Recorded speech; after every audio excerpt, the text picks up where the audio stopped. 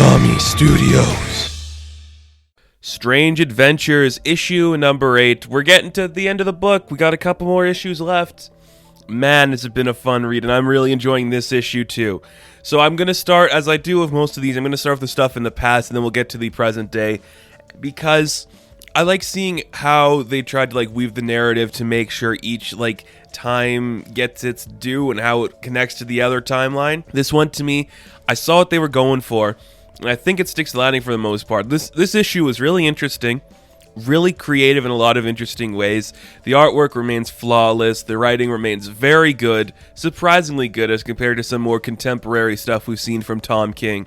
I'm really enjoying this book a lot. So in the past, we are seeing Adam Strange has finally made his way back to Ran. He is reunited with Elena. They are back home together, but he's still this broken man who's living with the harshness of the past couple of issues and the worlds he's seen, the things he experienced, seeing his family die and all these harshnesses about his life. He's a broken man for a little bit here, and he's trying to find his way back to be adjusted into society, and he doesn't really know how to do it. He's trying to figure out how to end this war so there's no more violence. I like it a lot. In classic Tom King fashion, the lead character grows out his hair and has a big beard to show that he's depressed or he's been through some stuff. I'm not saying that's bad, I'm just saying it's something he's done in a lot of his works. So Adam does get into a little tiff with Alana in this timeline, and she's like, you should go see your daughter. So eventually he does go outside to see his daughter, and they're talking about just love and all that stuff. She's playing a game she's called Soldier. She's got a bunch of rocks, and her dad represents the one side that's attacking the masses because he's the only one that can do it. I like that a lot. And then we see that Adam is called away to see something that's happening with his people. One of the people in his military have captured a Pykkt spy, and they are torturing him for information. But you see the Pykkt spy just say something to Adam, and then Adam just kills him. You're like, huh? Well, that's pretty dark there, Adam. And that storyline kind of ends with Adam going out to hang out with his daughter, and they're just going to go on a trip or just to do something fun and play together, which we're kind of setting up this is going to be when she dies, it looks like, which I'm like, okay. That's going to be pretty interesting to see where that goes.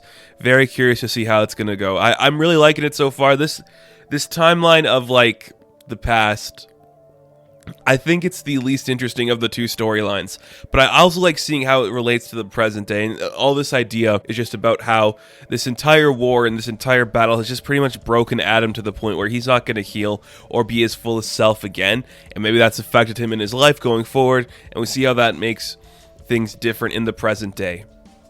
So, in the present day, the Pykkt are invading Earth. We get a couple of pages where we just see members of the Justice League and heroes from all around the world are just attacking the ships and trying to take them down.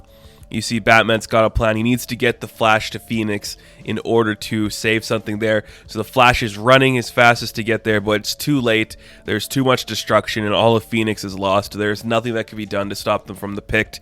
All of that in 2 seconds, and it's amazing. That's good. I like that. It's as fast as the Flash is, he couldn't save them in time. He tried his best to do so, but he just couldn't. And I think that's a pretty interesting angle. Then we cut to Mr. Terrific, and he's about to he's embarking onto a destroyed Pykkt ship. He's trying to get some information there. We get some more information where he's hearing poems and phrases from literature and stuff, and the T-Spheres are saying it to him. But he meets this random Pykkt spy, and it attacks him, and they get into a little fight.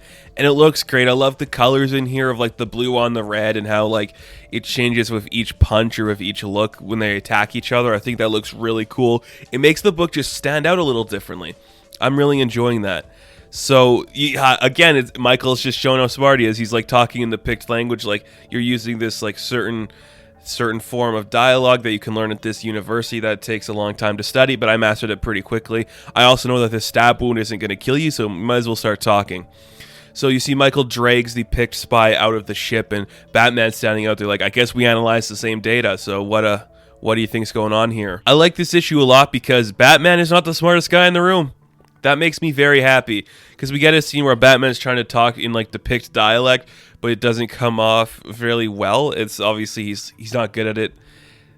That is just so great to see. And you see the spy is just you're an idiot. We'll destroy everything you hold dear to you, and we'll get it all destroyed because you are nothing people. You are just a nothing people. You suck. And then we see Mr. Terrific gives it a try in perfect dialogue, and you see that in English, the Pykkt spy is Adam Strange. They're looking for Adam Strange. All of this is for Adam Strange. The spy tries to attack them, but Michael smashes him back onto the table.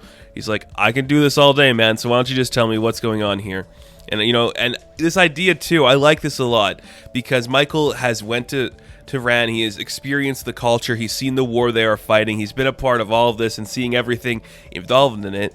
And he's like, I've read files about the history and everything about this war, and it looks like, from what I've seen, Adam Strange was a good man fighting a good war and doing the right thing, which really pisses off the spy.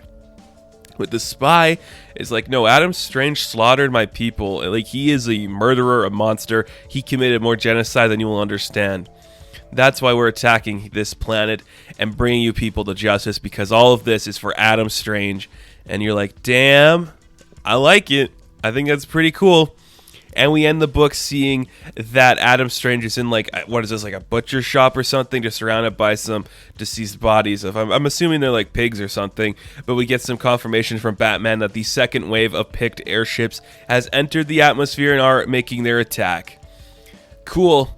This is pretty cool. I'm really enjoying what this book is doing. Like I said at the beginning, the artwork, Mitch Gerads is great. Doc Shaner is great. Tom King's writing, on point in a great, powerful way. I think this book looks good. It feels good. It's got such a great flow. It's so compelling. It makes me so happy that this book is actually good when you read something like The Cat in the Bat book and it sucks really hard. This is such a good book, man. And I'm really enjoying it. I love the idea between just the dichotomy of seeing how Adam Strange is reacting to these different ideas of war, where he's so confident in the past that he can do it and defeat everything, but in the future, there's no hope. We literally lose Phoenix. All this stuff is falling down, and there's nothing good coming about it. And I think that is a really cool thing to see. It's a very enjoyable book. We're getting towards the end, and it's kind of sad to say, like, this Strange Adventures book isn't still going to be ongoing, because I want to read more of these adventures. But on the same note, I'm like, this is doing great. I cannot wait to see what comes next from this creative team, because of course these guys are going to do another book. They've been crushing it. I cannot wait to see what that's going to be, so that's very exciting. So, Strange Adventures issue number 8, I am going to give a 9 out of 10. Now, thank you guys so much for watching this review.